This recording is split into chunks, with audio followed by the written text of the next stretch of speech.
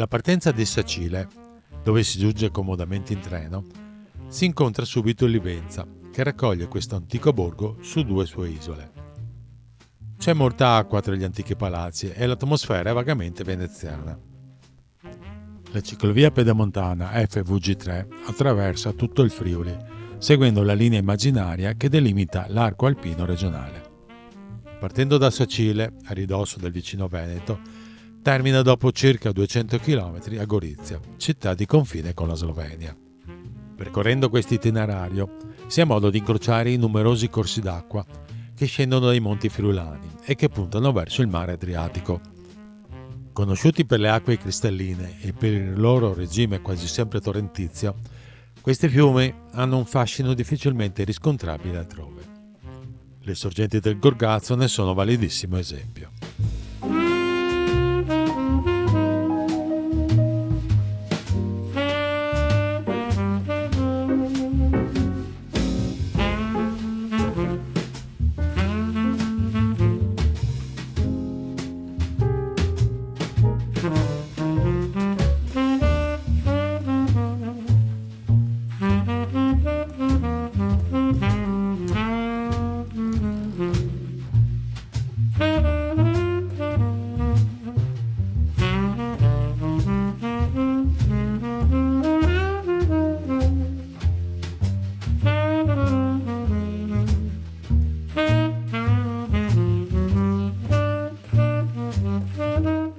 L'itinerario non è mai impegnativo. Le salite non sono ripide e si corre sempre su facili sterrati oppure su stradine asfaltate dove si fanno pochi incontri.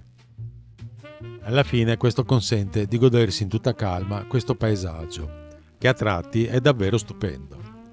A volte la vista che si apre uscendo da un bosco è così ampia e priva di costruzioni che si ha la sensazione di trovarsi in un altro continente.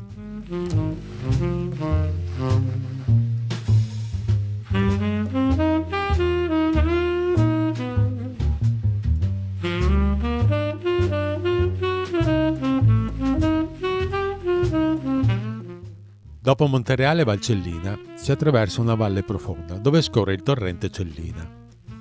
Questo corso d'acqua proviene da una valle molto bella caratterizzata dal rinomato lago di Barcis e dalle spettacolari forre del Cellina. Arrivato in pianura però questo fiume si inabissa tra le ghiaie formando la zona dei Magredi, dove la mancanza d'acqua di superficie crea un territorio arido e desolato.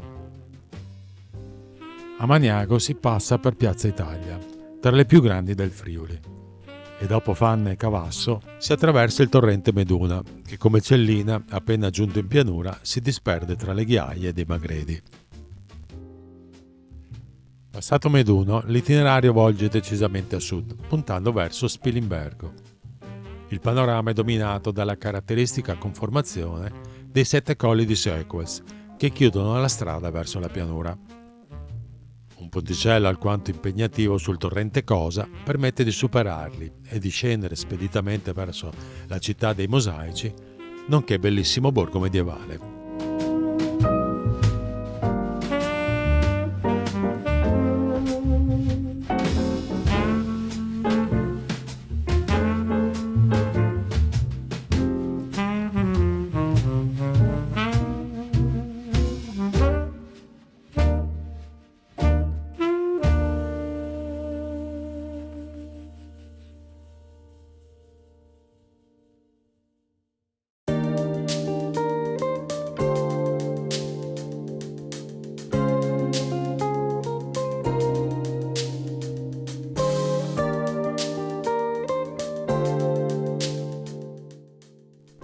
La seconda tappa inizia con la visita alla bellissima esposizione di mosaici presente all'interno della rinomata scuola mosaicisti del Friuli di Spilimbergo. La decisione di uscire dal tracciato della pedemontana per far tappa in questa splendida cittadina è assolutamente consigliabile. Dal centro del paese poi si imbocca verso nord la FVG6, ciclabile del tagliamento, che in pochi chilometri, a Valeriano, ci riporta sul tracciato della pedemontana. Questo grande fiume, completamente friulano, è lungo quasi 180 km ed è forse l'unico fiume europeo ancora completamente naturale, non ancora imbrigliato in opere idrauliche e di contenimento. In questo tratto ancora non si vede, ma ormai il suo incontro nell'aria.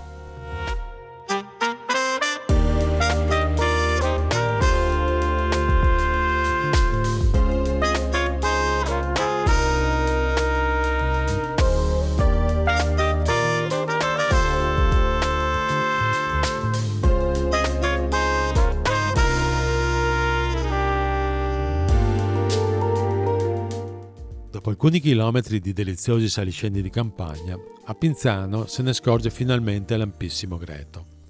Anche se per il momento si continua ancora verso nord, lo attraverseremo solo all'altezza di Gemona. Passato l'Arzino, suo affluente che scende dalle Prealpi Carniche, dopo Flagogna inizia una breve salita che porta ad ammirare l'incantevole lago di Cornino. Questo piccolo specchio d'acqua, famoso per la sua trasparenza, ha la peculiarità di trovarsi al di sotto del livello del tagliamento, che quindi attraverso alcune falde contribuisce ad alimentarlo.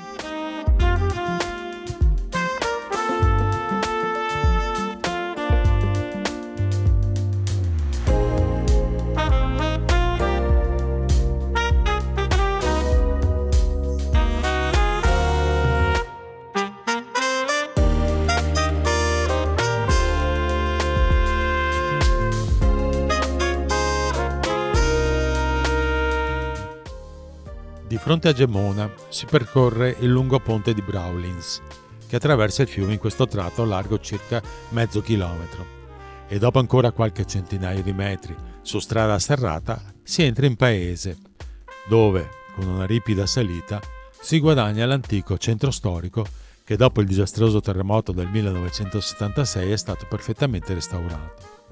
La salita è faticosa, ma ben ricompensata dal suggestivo arrivo al cospetto della chiesa di Santa Maria Assunta, duomo della cittadina.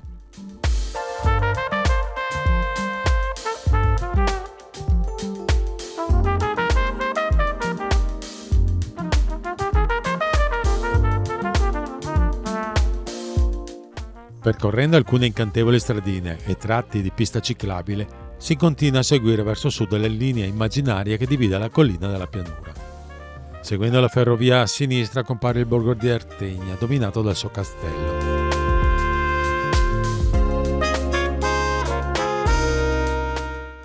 Siamo ormai a pomeriggio inoltrato e l'atmosfera è molto suggestiva. Il sole calando tinge di rosso i contrafforti delle Prealpi Giulie che incombono su Tarcento e pedalare è davvero piacevole.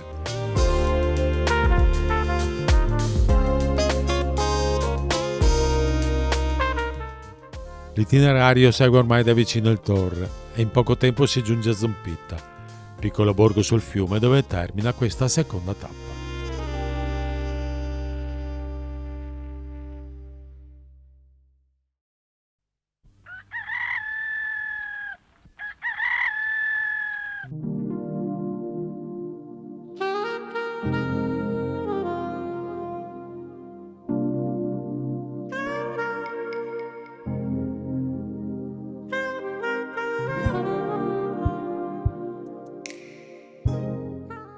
Lasciata Zompitta si attraversa subito il Torre e si entra a Savorgnano, dove è possibile rifornirsi per il pranzo a sacco. Dopo questo paese, per alcuni chilometri, si percorrono alcuni sterrati e delle stradine poco trafficate.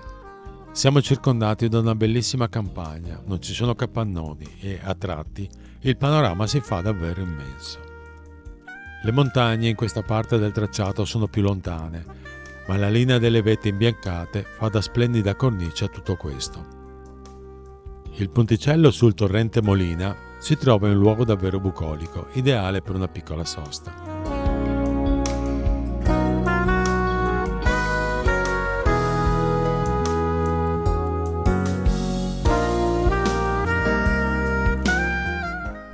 Prima di arrivare a Cividale del Friuli, passiamo al Natisone. Il Ponte del Diavolo con la traversa nel centro del paese è particolarmente suggestivo e risale al XV secolo. L'antico borgo di Cividale è una meta imperdibile. Nel suo centro storico conserva numerose testimonianze del suo passato longobardo. Una sosta in piazza è quantomeno dovuta. Dopo questo affascinante borgo si segue per una quindicina di chilometri il fiume, che però si intravede raramente in quanto scorre all'interno di una forra profonda, che lo rende difficilmente raggiungibile.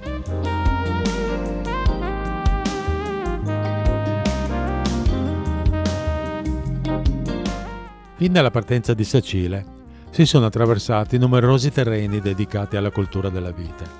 Certamente però il luogo di elezione per i vini friulani è il Collio. È di questo territorio l'incantevole e rilassante paesaggio che si attraversa in quest'ultima parte del percorso, e Cormons ne è il paese simbolo.